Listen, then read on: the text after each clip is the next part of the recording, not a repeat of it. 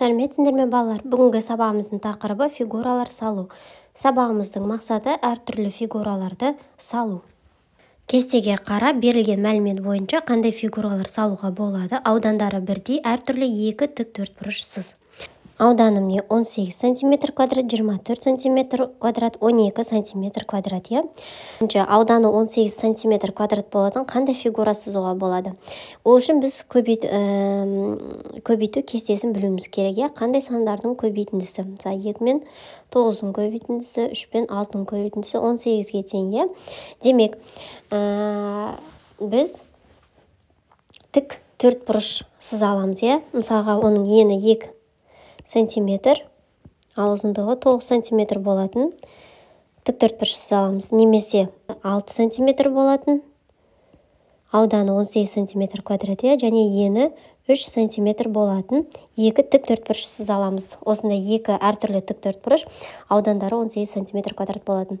Енді 24-тікін қарайық. 24 бізде мысалы 3 пен 8-дің көбейтіндісі, немесе 4 пен 6-ның көбейтіндісі. Демек, ол да тік төртбұрыш болады.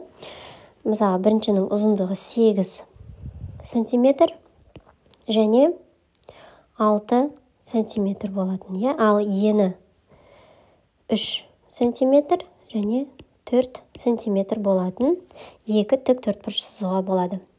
Мысалы, 12 сантиметр, ауданы 12 сантиметр квадрат болатын, яғни 2 мен 6-ның көбейтіндісі, 3 пен 4-ның көбейтіндісі 12-ге тең. Яғни ұзындығы 6 сантиметр болатын және 4 сантиметр болатын, ені 2 сантиметр және 3 сантиметр болатын екі тік төртбұрыш сызуға болады. Енді бізге айтады, екі тік төртбұрыш сызыңдар дейді. Мысалға, аудандары бірдей, бірақ әртүрлі екі тік төртбұрыш дейді. Бұл тік төртбұрыштың ауданы 12 сантиметр квадрат, оның енінің ұзындығы 2 сантиметр, ал ұзындығы 6 сантиметр болады. Екінші тік төртбұрыш сызамын, ауданы 12 сантиметр квадрат, ені 3 сантиметр, ұзындығы 4 сантиметр болатын. Осындай екі түрлі тік төртбұрыш сыздық. Ұзындықтары төмендегідей кесінділер сыз. 32 сантиметрдің 8-ден 1 бөлігіне тең. Яғни 32 сантиметрдің қанша дейді? 8-ден 1 бөлігі. 8-ден 1 бөлігін қалай табамыз деп едік? 8-ге бөлімізде 1-ге көбейтеміз дегенбіз. Яғни 32-ні 8-ге бөліп 1-ге көбейтеміз. Сонда қанша болады? 4 сантиметр. Яғни 4 сантиметрлік кесінді сызу керек. 4 сантиметрлік кесінді. Осылай дәптерге сызып қойсыздар. 9 сантиметрдің 3-тен 1 бөлігіне тең. Яғни 9-дың 3-тен 1-і, яғни 3-ге бөлімді 1-ге көбейтем деген сөз, 3 сантиметр. Демек, 3 сантиметрлік кесінді сызуым керек. Мен сызғышсыз сызып отырмын, өйткені айтқан болатын алдыңғы сабақта, біздің дәптеріміздің екі тор көзі ол 1 сантиметрге тең деп айтқан болатынмын. Демек, мына 1, 2, 3, бұл 3 сантиметрге тең болатын кесінді сыздық. 10 сантиметрдің 5-тен 1 бөлігі. 10 сантиметрдің 5-тен 1 бөлігі, яғни 10-ды 5-ге бөліп 1-ге көбейтеміз. Сонда 2 сантиметр. Яғни 2 сантиметрлік кесінді сызу керек. Осындай кесінді сызу керек. Дәптерге әдемілеп рет-ретмен жазып шығыңдар. Аудандары 16 сантиметр квадрат, 25 сантиметр квадрат және 9 сантиметр квадрат болатын шаршылар сал. Ауданы 16 сантиметр квадрат, және 25 сантиметр квадрат және 9 сантиметр квадрат. Шаршы дегеніміз барлық қабырғалары тең болатын төртбұрыш фигура, мұны білеміз біз. Демек, 16 сантиметр квадрат, ауданы 16 сантиметр квадрат болатын шаршының қабырғалардың ұзындықтары бірдей бол керек, бірдей сан.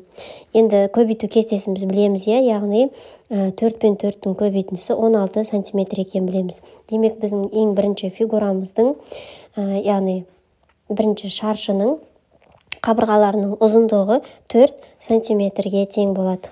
Яғни 4 сантиметрге тең болады. Екіншісі 25 сантиметр. 25 дегеніміз 5 пен 5-тің көбейтіндісі, иә. Демек, екінші шаршының қабырғаларының ұзындығы 5 сантиметр болады.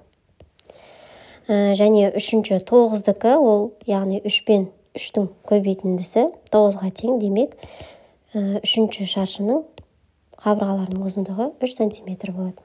Яғни бірінші мысалға қабырғалар 4 сантиметр болатын. Сіздер сызғыштың көмегімен шаршыны түп-түзу етіп сызасыздар. Яғни бұл шаршының ауданы 16 сантиметр квадрат, және оның қабырғаларының ұзындығы 4 сантиметр болады. Қалған екі шаршыны өздеріңіз сызып шығыңыздар. Нөмір 5-ші мысал, ұзындығы қызыл кесіндіден 2 есе артық кесіндіні тап, оны дәптерге сыз. Қай кесіндінің ұзындығы көк кесіндінің жартысын құрайды, оны дәптерге сыз. Ең бірінші балалар, сызғышты алып, кітабымызда берілген кесінділерінің әр қайсының ұзындығын тауып шығыңыздар. Одан кейін бірінші тапсырма бойынша мына абы, яғни қызыл кесіндісінен 2 есе артық болатын кесіндіні тауып сызасыздар. Одан кейін ол шамамен мына EF болуы мүмкін. Мен өлшей алмаймын, өйткені өлшем бөлек болуы мүмкін. Сондықтан сіздер дәптерлеріңізді өздеріңіз өлшейсіздер. Өлшеп болғаннан кейін келесі тапсырма көк кесіндінің жартысын құрайды. Яғни мына көк кесіндінің ұзындығын тапқаннан кейін оның жартысын құрайтын, яғни оның жартысын деген 2-ке бөлінген кезде сол кесіндінің ұзындығы шығады. Ол шамамен мына сарыныкі болуы мүмкін.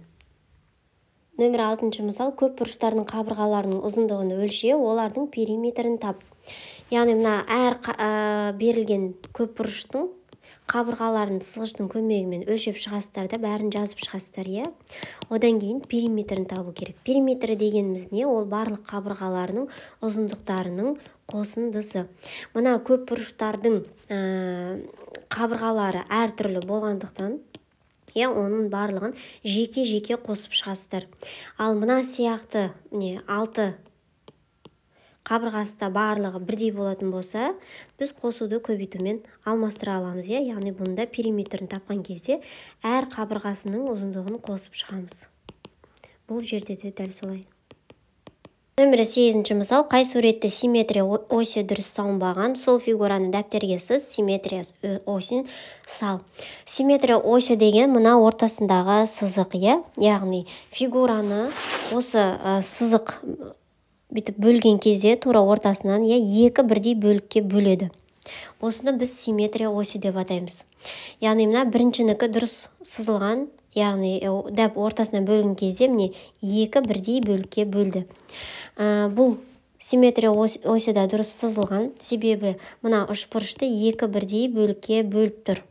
Келесін қарастырақ. Мына симметрия оси дұрыс салынбаған, себебі мына бөлген кезде мына 2 жағы бірдей емес, әртүрлі, яғни екеуін бір-біріне беттестірген кезде екеуі бірдей болмайды. Сондықтан олар бірдей болу үшін біз не істейміз? Мына симметрия осин тура ортасынан бөліп салуымыз керек. Яғни дәптерге осы фигураны саламыз. Мына соңғысы да дұрыс, өйткені тура ортасынан бөлген кезде екеуі бірдей бөлікке бөлініп тұр, және беттестірген кезде бірдей болып шығады. Яғни бір-біріне симметриялы болып тұр. Нөмірі 10-ші мысал, өрнектердің мәнін тап. Бірінші жақшаның үшін орындаймыз, содан кейін көбейтуді 3-ке 5-ті қоссақ 8, 8-ді 5-ке көбейтсек 40 болады. Бұл жерде енді 5 пен 5-тің көбейтіндісі бірінші көбейтуді орындаймыз, содан кейін қосуды. 5 пен 5-тің көбейтіндісі 25, 25-ке 3-ті қоссақ 28. Келесі 3 пен 6-ның қосындысын бірінші орындаймыз, өйткені жақшаның ішінде тұр. Одан кейін көбейтуді, содан кейін қосуды. 3 пен 6-ның қосындысы 9, 4 пен 5-тікі 20, 20-ға 9-ті қоссақ 29 болады. Келесі 5 пен 3-тің қосындысын бірінші орындаймыз, өйткені жақшаның ішінде, одан кейін көбейтуді, одан кейін қосуды орындаймыз. 5 пен 3-тің қосындысы 8-ге тең, 8-ді 4-ке көбейтсек 32, 32-ге 6-ны қоссақ 38 болады. Келесі бірінші көбейтуді орындаймыз. одан кейін азайтуды, сосын қосуды орындаймыз. 9 пен 5-ің көбейтіндісі 45-ке тең. 45-тен 4-ті азайтсақ 41 болады. 41-ге 2-ні қоссақ 43 болады. Келесі бірінші жақшаның ішін орындаймыз, одан кейін көбейту, одан кейін қосуды орындаймыз. 5-тен 4-ті азайтсақ 1, 9-ды 1-ге көбейтсек 9, 9-ға 2-ні қоссақ қанша болады? 11. Ауданның өлшем бірліктері кестесін пайдаланып салыстыр.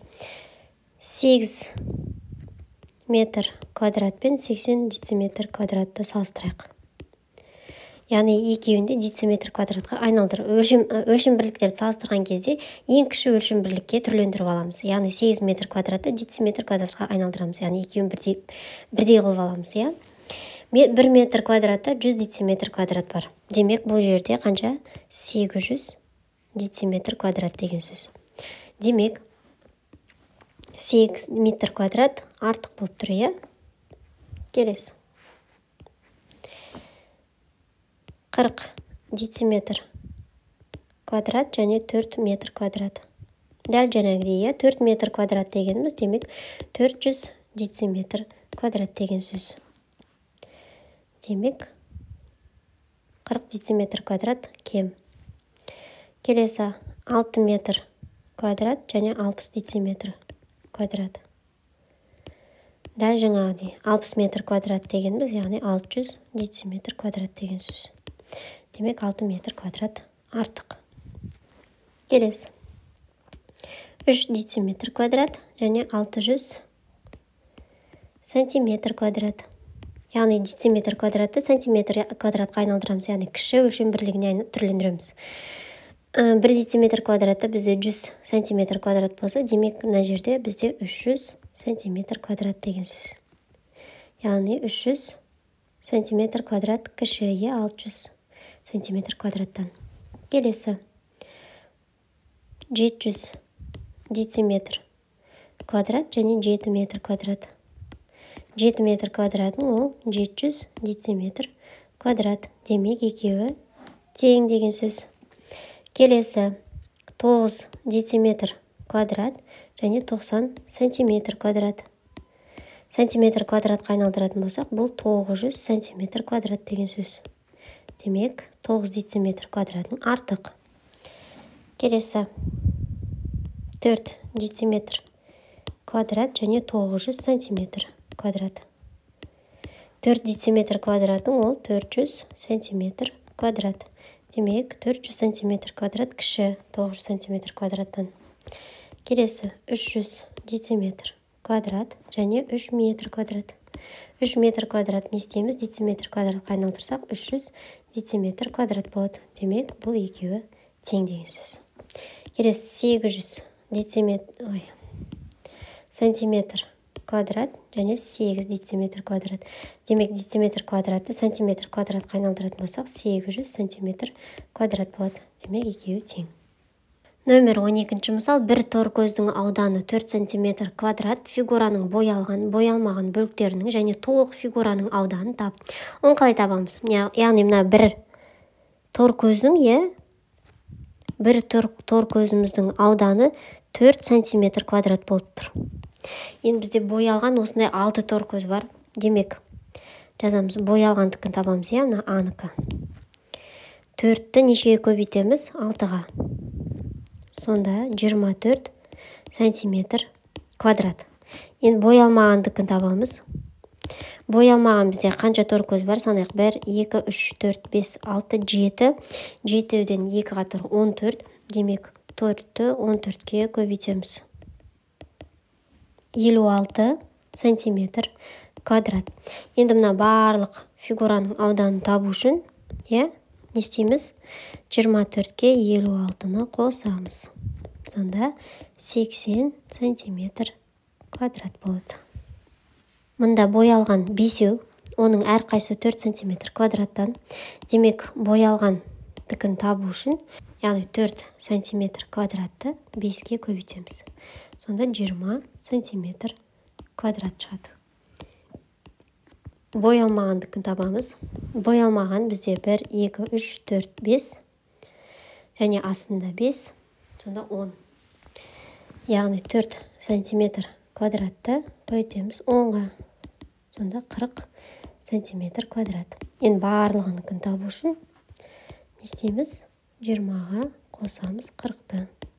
Сонда 60 сантиметр квадрат болады. Түсінікті, қалай табатынымызды.